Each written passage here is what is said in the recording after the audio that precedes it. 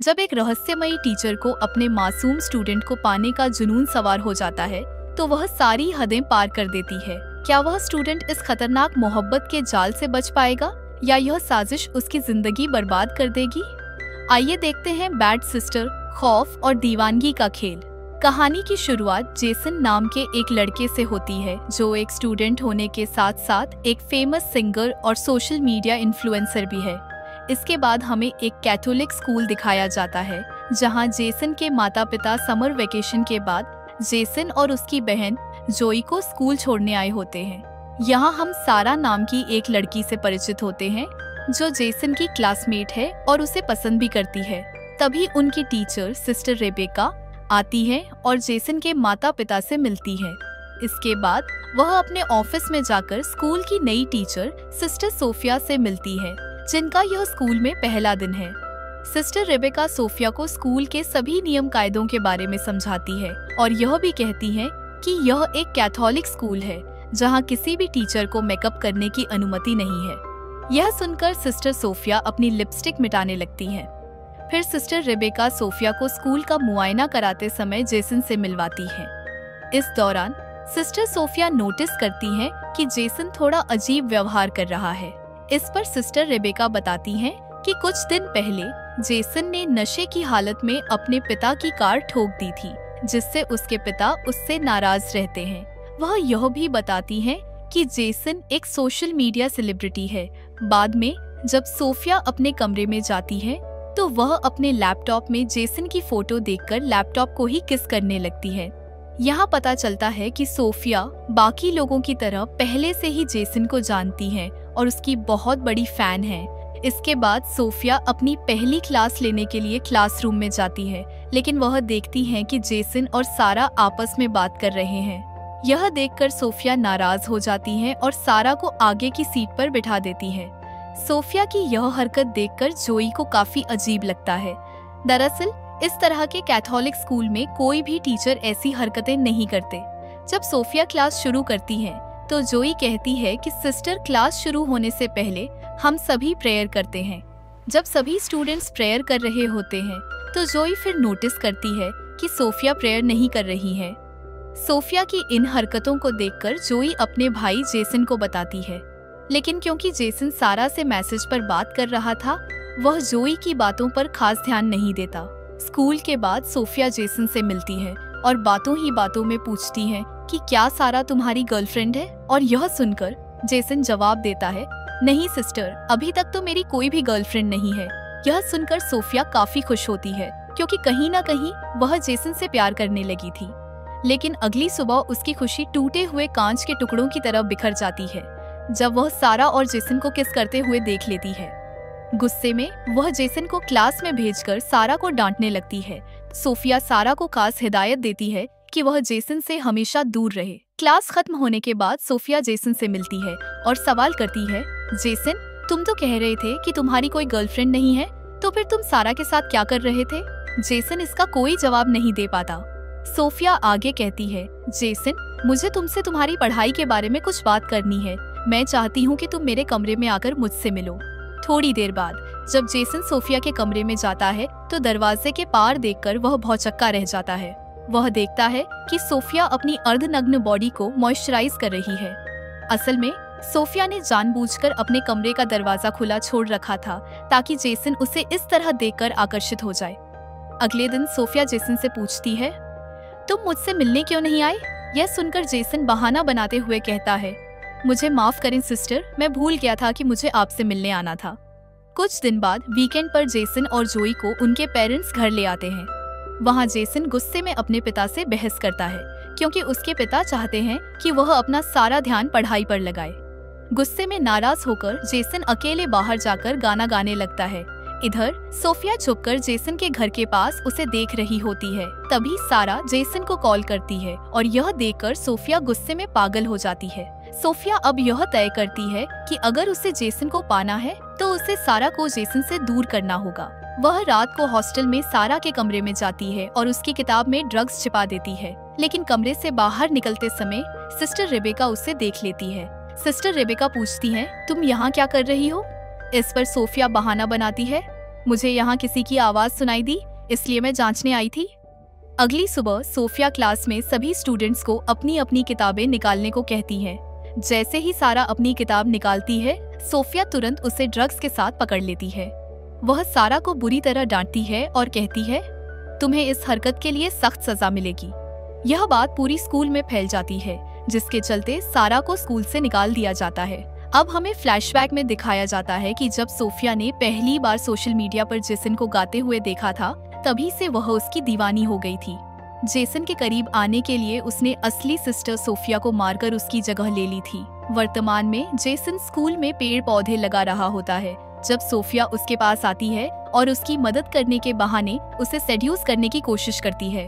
हमेशा की तरह जोई उसकी इन हरकतों को नोटिस कर रही होती है। रात को सोफिया चुपके से जेसन के कमरे में जाती है और अपना मोबाइल रिकॉर्डिंग मोड पर लगाकर वहीं रख देती है। तभी जेसन जाग जाता है और अपने कमरे में सोफिया को देखकर चौंक जाता है।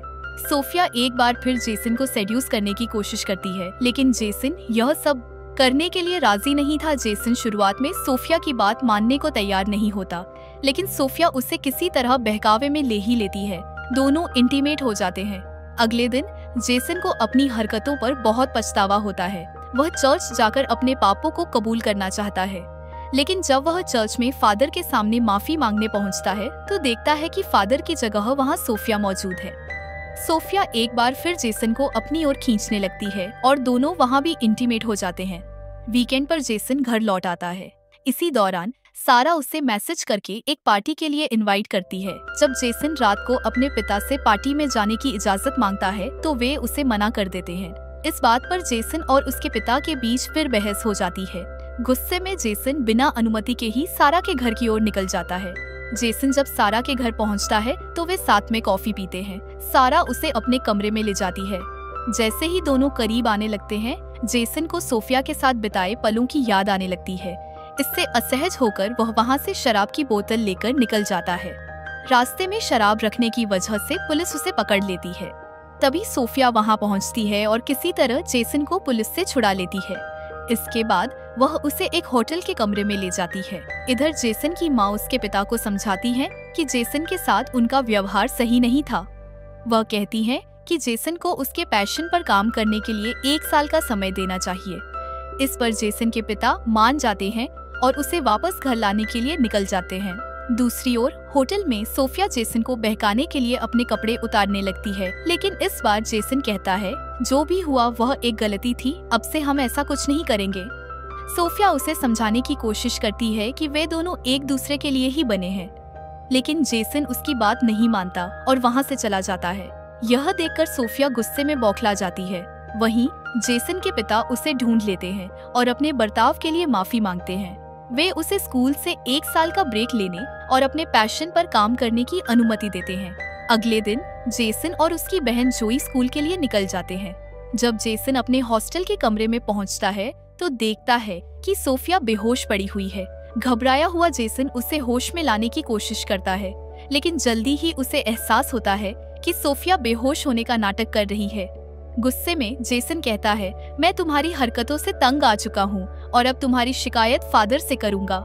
इस पर सोफिया कहती है, अगर तुमने ऐसा किया तो मैं भी सबको बता दूंगी कि तुमने अपनी टीचर के साथ क्या किया है। यह सुनकर जेसन समझ जाता है कि वह बुरी तरह फंस चुका है। क्लास में सिस्टर रेबेका सारा को वापस स्कूल में लेकर आती है। यह देखकर सोफिया गुस्से से पागल हो जाती है। अपने कमरे में जाकर वह आपा खो बैठती है। उसी रात जब सारा नहा रही होती है, सोफिया वहां पहुंचती है और सारा का सिर दीवार पर पटक पटक कर उसकी हत्या कर देती है।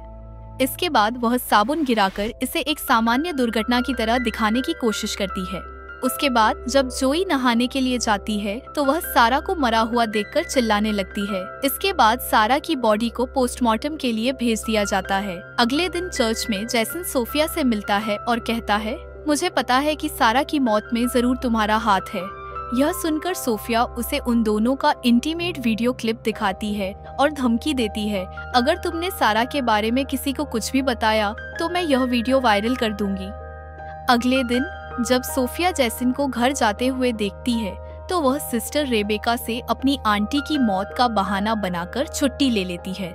सिस्टर रेबेका सोफिया की आंटी के फ्यूनरल के लिए फूल भेजने के लिए उसके दिए पते पर कॉल करती हैं, तो उन्हें पता चलता है कि वहाँ किसी की मौत नहीं हुई है और वह पता भी किसी सोफिया का नहीं है। दूसरी ओर जोई जेसन को तनाव में देखकर उससे इसकी वजह पूछती है। तब जेसन अपनी बहन को सारी सच्चाई बता देता है। अगले दिन वे दोनों सोफिया की असलियत का पता लगाने के लिए चुपके से उसके कमरे में जाते हैं। उधर सिस्टर रेबेका को नकली सोफिया की सच्चाई का पता चल जाता है और वह इसकी शिकायत फादर से करने के लिए जाने लगती है। लेकिन तभी सोफिया पीछे से उनके सिर पर वार करके उन्हें बेहोश कर देती है। इस बीच जोई और जेसन को असली सोफिया का लैपटॉप और नकली सोफिया का लैपटॉप मिल जाता है, जिससे उन्हें पता चलता है कि नकली सोफिया का असली नाम लॉरा है। वे दोनों यह जानकारी सिस्टर रेबेका को बताने के लिए निकलते हैं, लेकिन तभी उनका सामना लॉरा से हो जाता है। लॉरा जेसन के हाथ में अपना लैपटॉप देखकर समझ जाती है कि उसकी सच्चाई सामने आ चुकी है। वह पागलों की तरह जेसन से अपने प्यार का इजहार करने लगती है, लेकिन वे दोनों उसे नजरअंदाज करते हुए वहां से जाने लगते हैं।